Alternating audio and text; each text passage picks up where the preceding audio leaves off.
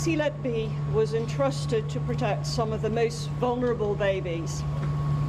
Little did those working alongside her know that there was a murderer in their midst. She did her utmost to conceal her crimes by varying the ways in which she repeatedly harmed babies in her care.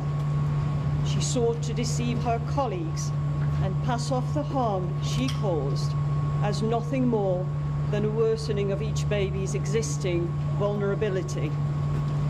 In her hands, innocuous substances like air, milk, or medication like insulin would become lethal. She perverted her learning and weaponized her craft to inflict harm, grief, and death. Time and again, she harmed babies in an environment which should have been safe for them and their families. Parents were exposed to her morbid curiosity and her fake compassion. Too many of them returned home to empty baby rooms. Many surviving children live with permanent consequences of her assault upon their lives. Her attacks were a complete betrayal of the trust placed in her. My thoughts are with the families of the victims who may never have closure, but who now have answers to questions which had troubled them for years. I speak for the whole trust when I say how deeply saddened and appalled we are at Lucy Letby's crimes. We are extremely sorry that these crimes were committed at our hospital, and our thoughts continue to be with all the families and loved ones of the babies who came to harm or who died. We cannot begin to understand what they have been through. This case has had a profound impact on our patients and our local community, and also our staff, who come to work every day determined to provide safe and high quality care for all of our patients. Our staff are devastated by what has happened, and we are committed to ensuring that lessons continue to be learned. We are grateful for the cooperation of our staff, especially those that have maintained the utmost professionalism whilst giving evidence in this trial, sometimes on multiple occasions. We will continue to support them and our other staff to ensure that they receive the care and the support that they need. We would like to extend our thanks to Cheshire Police for their extensive investigation and the work they did to bring this case to trial. We'd also like to thank them for the comprehensive support that they have provided to all the families involved. Since Lucy Letby worked at our hospital, we have made significant changes to our services. And I want to provide reassurance to every patient that may access our services that they can have confidence in the care that they will receive. Finally, and most importantly, our thoughts are with all the families and loved ones at this very difficult time. Thank you. Dr. Scott, I have to ask, why did hospital managers try to stop Lucy Letby from being investigated?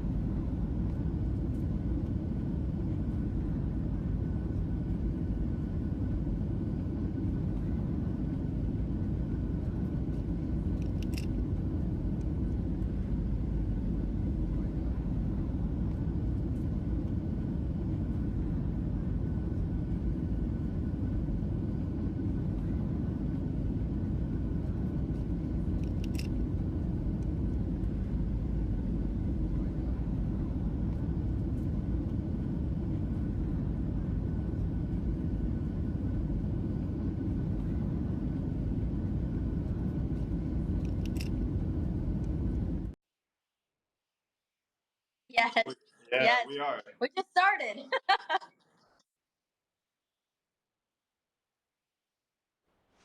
I think, when you go on a plane, there's many crosswinds, and so I guess you kind of expect it more later in the flight. But right when we took off, within about 3 minutes, we started heading south towards Cancun, and within a minute of turning, you felt the plane kind of go side to side like we were in a crosswind, but then it started like shifting this way and going side to side, and immediately we all started looking at each other like that's not something we're avid flyers, we know, and that's not something we've ever experienced. For sure, yeah. So it was definitely a one-time experience, hopefully.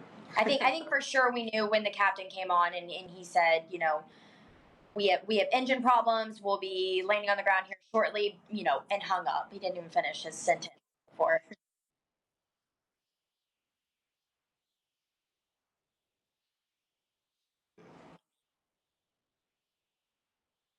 Yeah, so I was sitting on the wing with the engine. I heard basically just a boom, but you know how it is. I mean, when you're flying, you hear noises and everything going on. I didn't start thinking anything about it until we started swaying really weird.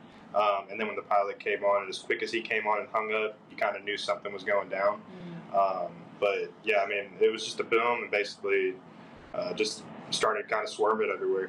Yeah, and I think the things that go through your mind are what's going on? Is somebody going to get on and explain something? My parents were on the flight with us.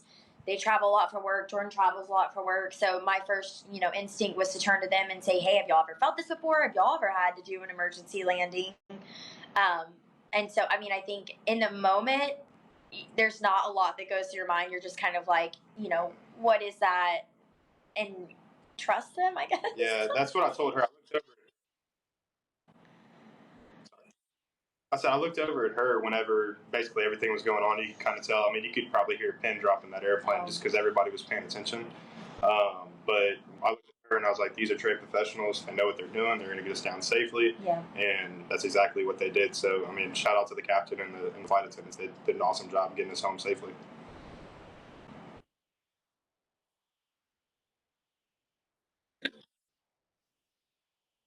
Oh, yes. You could smell gas. It smelled like gasoline or fuel. It smelled like fuel, a little bit of smoke. We live in Galveston, Texas, so I guess the closest thing I could say is like the burnt marine fuel from a boat inside the cabin. And so, we all again were looking at each other. I still to this moment I don't understand. No one on the plane freaked out. I mean, even this passenger who took this video. We were silent. We didn't know what was going on. I mean, everyone thinks that it's going to be screaming and chaos, and I didn't pick up my phone once. Nothing was going through my mind other than waiting for somebody to get on the microphone and tell us more, I guess.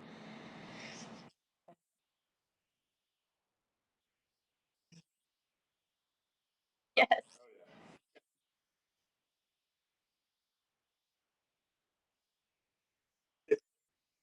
It sounds bad. I felt that was probably the most safest flight I've been on. Yeah. Because it was one of those deals where something happened, you know what I mean? But everybody on that flight, the second flight for sure, were reassuring, hey, everything's going to be good, safe takeoff, safe flight. We were good. Yeah. But I'm happy we got here. Yeah, I really don't know how to explain it, but the second flight, I don't think I've ever been more confident in a flight and in my safety than in the second one.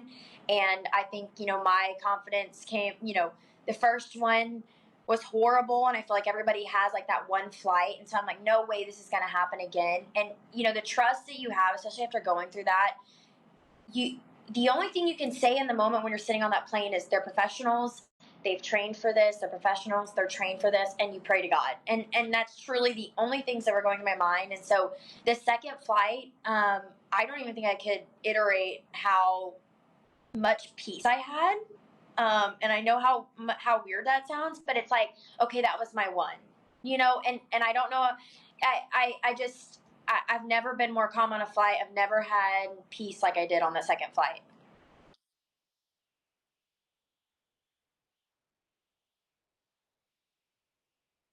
Yes. Yes. We've had many, trust me. With the minute we got here, we were like, we need something. For sure. Thank Thank you. you.